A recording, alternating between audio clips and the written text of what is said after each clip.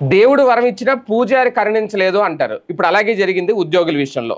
వాస్తవానికి ఒక DA release చేస్తున్నావు అంటూ స్వయంగా ముఖ్యమంత్రి చంద్రబాబు నాయుడు గారు ప్రకటన చేసిన తర్వాత విడుదలైన జీవోలో ఏమి ప్రకటించారు అంటే 2024 జనవరి నుంచి చెల్లించాల్సిన 3.64% డిఏ బకాయిలను రిటైర్మెంట్ సమయంలో చెల్లిస్తాము అనేది ఆ జీవోలో పేర్కొన్నారట.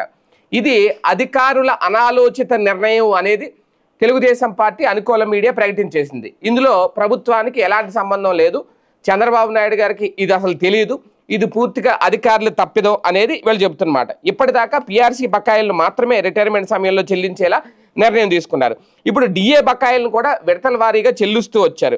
ఈ నేపథ్యంలో 21 నెలల డిఏ బకాయిల కోసం రిటైర్మెంట్ దాకా వేచి చూడాల్సిన పరిస్థితి ఏంటి అనేది ఉద్యోగుల్లో తీవ్ర చర్చ అయితే మొదలైంది. అసలు డిఏ అనేది ఇప్పుడు ఇవ్వాలి, అంతే తప్ప ఎప్పుడో రిటైర్మెంట్ అయిన తర్వాత ఇస్తాము అని ప్రకటించడం, అది ఇంకా ప్రకటించేది ఏముంది?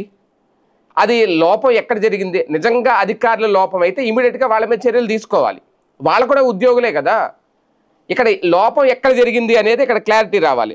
అయితే ఇక్కడ వీళ్ళు చెప్తున్న మాట ఏంటి? ఉద్యోగ సంఘాల నేతలు అప్పటికప్పుడు ప్రభుత్వం దృష్టికి తీసుకెళ్లారట. దీని మీద కసరత్తు జరిగింది. ఉద్యోగుల డిమాండ్ అర్థం చేసుకున్న ప్రభుత్వం సవరణ చేసింది ఆ జీవోని రాత్రికి రాత్రే. దీని ప్రకారం 2024 జనవరి డిఏకి సంబంధించిన బకాయిలు అంటే 21 నెలల బకాయిలు 4 విడతల్లో ఉద్యోగులకు అందజేస్తారు. బకాయిల్లో 10% 2026 ఏప్రిల్లో చెల్లిస్తారట. అలాగే ఓపీఎస్ ఉద్యోగులకు వారి జీపీఎఫ్ ఖాతా, అలాగే పీటీడీ ఉద్యోగులకు ప్రభుత్వ వాటాతో కలిపి వారి ప్రాన్ ఖాతాల్లోకి జమ చేస్తారు.